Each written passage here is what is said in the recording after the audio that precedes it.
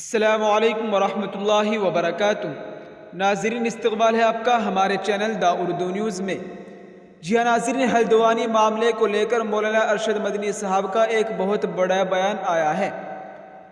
ناظرین، آپ کو بتاتے چلے کہ ہلدوانی میں پولیس ایکشن کی شدید الفاظ میں مذمت کرتے ہوئے جمعیت علماء ہند کے صدر مولانا ارشد مدنی نے کہا کہ ہلدوانی میں جو کچھ ہوا وہ انتہائی افسوسناک ہے اور احتجاج کرنے والوں پر مذہب کی بنیاد پر پولیس کی اندھادھند فائرنگ ایک وحشیانہ کارروائی ہے۔ جی ہاں ناظرین، آپ کو بتاتے چلے کہ مولانا ارشد مدنی نے ایک بیان میں کہا کہ جمعیت علماء ہند کا جو نمائندہ وفد متاثرہ علاقوں کا جائزہ لینے کے لیے آج ہلدوانی کے دورے پر گیا تھا، اس نے جو رپورٹ دی ہے وہ انتہائی روح فرسا ہے اور یہ بات بالکل آئینے کی طرح صاف ہو کر سامنے آ گئی ہے کہ پولیس اور انتظامیہ کا رول بہت خراب رہا ہے۔ رپورٹ کے مطابق پولیس ظلم و زیادتی کی تمام حدوں کو توڑتے ہوئے لوگوں کو گرفتار کر رہی ہے، یہاں تک کہ دروازہ توڑ کر اور جبراً گھروں میں گھس کر مرد و خواتین کو زد و کوب بھی کر رہی ہے۔ پولیس کی زیادتی اور خوف کی وجہ سے اب تک ہزاروں لوگ فساد زدہ علاقے سے نقل مکانی کر چکے ہیں۔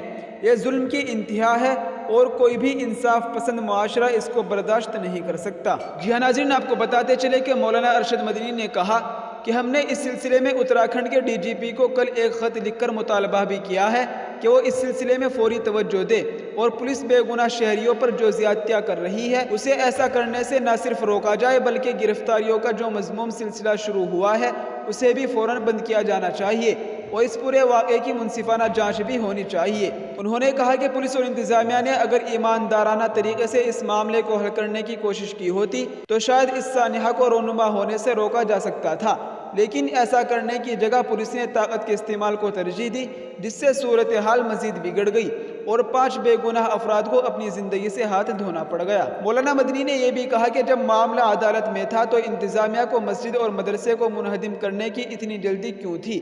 میری معلومات کے مطابق اس کیس کی سماعت 8 فروری کو ہائی کورٹ میں 11 بجے ہوئی تھی اور کورٹ نے 14 فروری کو اس کی دوبارہ سماعت کی تاریخ مقرر کی تھی۔ انتظامیہ کو جب تک انتظار کرنا چاہیے تھا، لیکن اسی دن یعنی 8 فروری کو شام تقریباً 5 بجے مسجد اور مدرسے کو منہدم کرنے کے لیے نگر نگم اور انتظامیہ کے لوگ پہنچ گئے اور عجلت کا مظاہرہ کیا گیا۔